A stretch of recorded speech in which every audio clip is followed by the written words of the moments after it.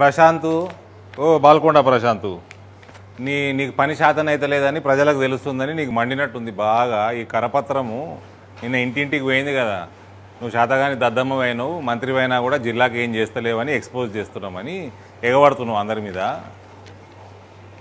నీకు 1.25 సార్లు చెప్పిన, నాకు ఉన్న చిత్తశుద్ధిలా నీకు 1% లేదు బాల్కొండ ప్రజల మీద.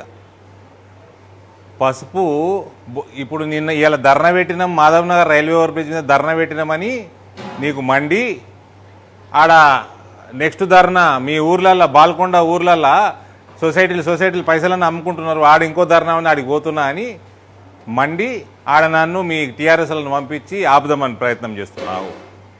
నన్ను కూడా ఆపలేడు, బాజాప్తో వస్తాడికి. అయినా మళ్ళీ ఆడికి పోగానే పసుపు అడుగుమన్నమాట. నీకు ఎన్నిసార్లు చెప్పినా ప్రశాంత్, నీకు ఓళ్ళు చెప్పినా నీకు జాంపండుని కస్టర్డ్ యాపిల్ అంటారని కవిత చెప్పిందా, కేటీఆర్ చెప్పిండా? నీకు ఎట్లా చెప్తే అర్థమవుతుంది చెప్పు. నూతన విధానాలు వచ్చినాయి, బోర్డు డిమాండు 40 ఏళ్ళ నుంచి ఉన్నది. ఇలా నూతన విధానాలు వచ్చినాయి, స్పైస్ బోర్డు ఆఫీస్ వచ్చింది, ఆ నూతన విధానాలు బోర్డు కంటే అదనంగా తెచ్చిచ్చినాము, వాడుకోండ్రి. ఎట్లున్నదంటే నీ కథ ప్రశాంతు, ఇగో గిదున్న చూడు, ఇది కట్ చేసారు నాకు. 93లో అపెండిసైటిస్ ఆపరేషన్ అయింది నాకు. అయితే 6-7 ఇంచుల కట్టున్నది ఇక్కడ.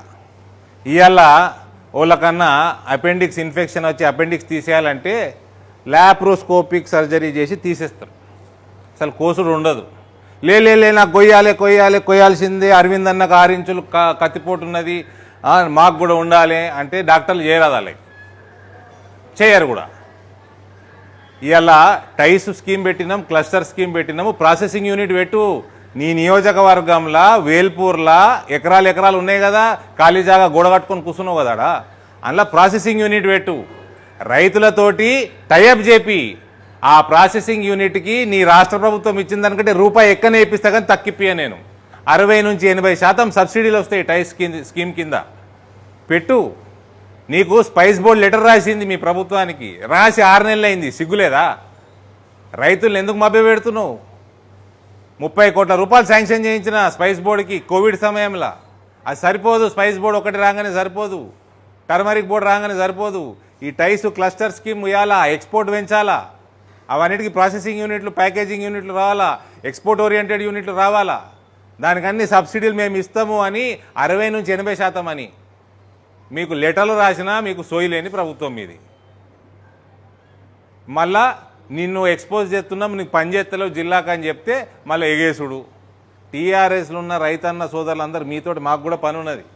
దయచేసి నూతన విధానాలు, ఇలా ఎక్స్పోర్ట్ డిమాండ్ పెరుగుతున్నది రైతుల మన పసుపుకి, దాన్ని ఉపయోగించుకొని మనం రేట్లు పెంచుకోవాలి.